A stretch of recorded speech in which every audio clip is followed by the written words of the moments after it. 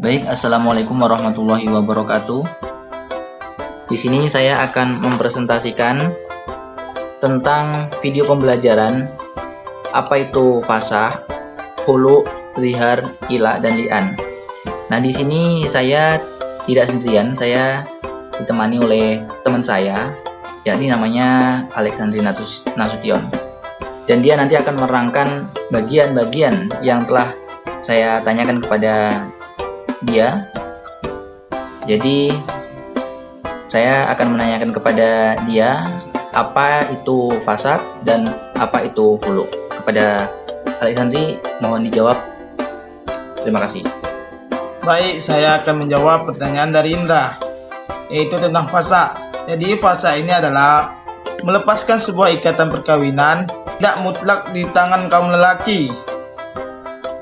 Memang hak talak itu diberikan kepadanya, tetapi di samping itu wanita diberi juga hak untuk menuntut cerai dalam keadaan-keadaan di mana ternyata pihak lelaki menyalahi dalam menjalankan kewajibannya atau dalam keadaan yang khusus.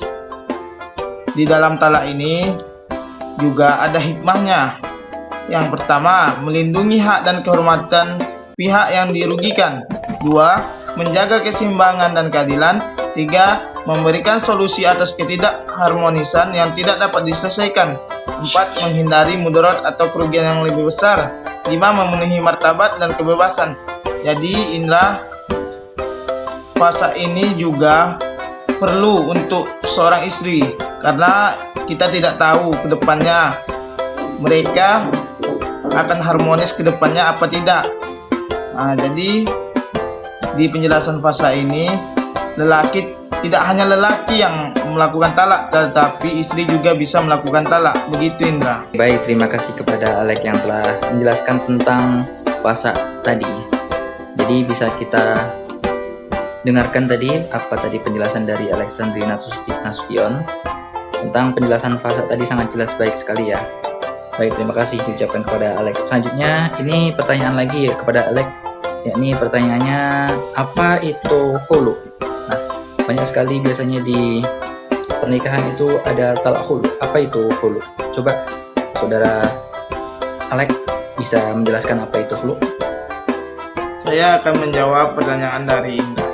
Hulu menurut bahasa, kata hulu dibaca dhammah huruf qa yang bertitik dan sukun lam dari kata khila. Dengan dibaca fathah artinya nas'a, mencabut, karena masing-masing dari suami istri mencabut pakaian. Hulu berasal dari kata khola'a at-sauba yang berarti menanggalkan pakaian, karena perempuan sebagai pakaian laki-laki dan laki-laki juga sebagai pakaian perempuan. Beberapa definisi khulu menurut mazhab. Mazhab Hanafi mengatakan khulu ialah menanggalkan ikatan pernikahan yang diterima oleh istri dengan lafaz atau yang semakna dengan itu. Dua golongan Malikiyah mengatakan khulu menurut syara adalah talak dengan tebusan. Maksudnya itu, talak dengan tebusan itu apabila istri ingin melakukan perceraian, maka istri harus memberikan kompensasi kepada suaminya dengan jumlah kompensasi sebagaimana suami itu memberikan mahar kepada istrinya kemarin. Maka segitulah istri ini membayar kompensasi itu kepada suaminya. Baik, begitu Indra. Jadi Indra, saya juga ingin bertanya kepada Indra. Coba Indra jelaskan apa itu zihar dan apa itu ila, dan juga jelaskan apa itu li'an. Jadi Indra, saya ingin bertanya itu saja, tolong dijawab. Baik, terima kasih kepada Alex yang telah menjawab pertanyaan dari saya. Sepertinya dia juga penasaran nih apa itu zihar dan ila, pembahasan selanjutnya, dan dia bertanya kepada saya. Dan saya akan jawab, yakni tentang zihar. Nah, apa itu zihar? Jadi, zihar ialah ucapan yang disampaikan suami kepada istrinya. Bagiku engkau seperti punggung ibuku. Dari kalimat tersebut, para ulama menyepakati bahwa apabila suami telah mengucapkan perkataan itu, maka suami dan istri tersebut sudah tidak halal untuk bercampur sebelum suami membayar kafaroh. Nah, seperti itulah penjelasan apa itu zihar. Misalnya contoh sang suami itu mengatakan kepada istrinya begini, punggung kamu sama seperti punggung ibu saya. Nah, seperti itu tidak boleh dikatakan kepada sang istri. Apabila sang suami mengatakan itu kepada sang istri, maka sang suami sudah tidak halal lagi untuk bersetubuh kepada sang istri. Apabila ingin bersetubuh lagi seperti biasa, maka sang suami itu harus membayar denda atau kafaroh. Nah, sekarang hikmahnya. Hikmah dari zihar tersebut ialah yang pertama, salah satunya menjaga martabat wanita. Yang kedua, mencegah ketidakadilan dalam rumah tangga. Yang ketiga, mendorong tanggung jawab suami. Yang keempat, memberikan sanksi untuk memperbaiki. Yang kelima, menjaga keutuhan keluarga. Baik, selanjutnya saya akan membahas tentang yang dipertanyakan Alex tadi, yaitu tentang ila. Apa itu ila? Ila itu secara etimologi merujuk pada sumpah. Dalam istilah syara ialah adalah sumpah suami yang menyatakan bahwa ila tidak akan melakukan hubungan intim dengan istrinya selama 4 bulan atau lebih, tanpa menyebut waktu spesifik.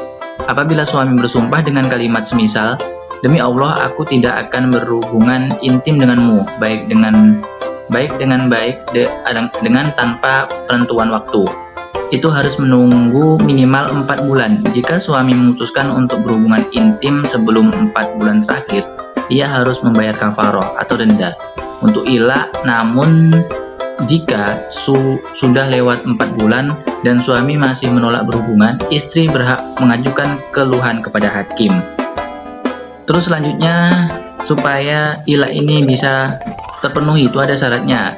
Syaratnya yang pertama itu suami itu harus mampu melakukan hubungan seksual secara fisik dan psikis. Yang kedua, sumpah harus disebutkan dengan menyebut nama Allah atau sifat-sifatnya. Yang ketiga, sumpah harus menyatakan meninggalkan hubungan seksual melalui vagina. Yang keempat, sumpah harus menyatakan meninggalkan hubungan seksual selama minimal 4 bulan. Dan yang terakhir nih, yang kelima, yaitu istri yang menjadi objek sumpah haruslah istri yang masih memungkinkan untuk melakukan hubungan seksual. Baik, selanjutnya yaitu tentang li'an. Nah, apa itu li'an? Li'an secara etimologis berasal dari kata dalam bahasa Arab la'ana, yang merupakan bentuk masdar kata benda. Dari susunan kata kerja yang berarti laknat atau kutukan. Istilah ini digunakan karena terjadi dalam pernikahan di mana suami dan istri saling melaknat diri mereka masing-masing. Pada kali yang kelima, jika salah satunya berdusta. Secara terminologi, berbagai ahli fikih memberikan definisi yang berbeda terkait li'an. Mazhab Maliki mendefinisikannya sebagai sumpah yang diucapkan oleh suami muslim yang telah dewasa secara hukum atau balik. Bahkan dia telah menyaksikan perbuatan zina yang dilakukan oleh istri atau menolak kehamilan istrinya dari dirinya sendiri. Nah, itulah dari penjelasan pengertian li'an tersebut. Selanjutnya, apa hikmahnya dari li'an? Nah, hikmahnya itu yang pertama, menjaga kehormatan dan martabat. Yang kedua, mencegah fitnah dan tuduhan. Yang ketiga, melindungi hak anak dan nasab. Yang keempat, memberikan solusi atas konflik rumah tangga yang tidak dapat diselesaikan. Yang kelima, menegakkan keadilan dan kebenaran. Yang keenam, menghindari dosa dan mudarat yang lebih besar. Yang terakhir nih, mewujudkan hikmah syarat yang menyeluruh. Nah, itulah yang dapat saya paparkan pengertian dan hikmah-hikmahnya tadi dari pertama zihar, ila, dan terakhir itu adalah li'an. Selanjutnya saya akan kembalikan kepada saudara teman saya yakni Alexandrina Sufyan. Nah, bagaimana? Terima kasih kepada Indra Sani yang telah menjawab pertanyaan saya dengan baik.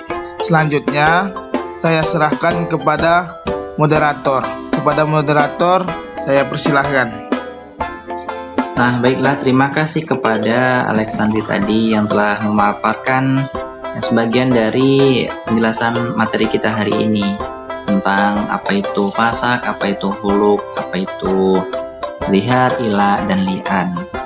Nah, semoga ini saja yang dapat kami sampaikan hari ini dari pembahasan kami yang tadi. Semoga video ini bisa bermanfaat bagi teman-teman semuanya yang menonton video ini, baik yang ada di rumah maupun yang ada di mana saja. Semoga kalian diberikan kesehatan. Selanjutnya saya sebagai moderator ingin pamit undur diri, dan sekian, sampai jumpa. Assalamualaikum warahmatullahi wabarakatuh.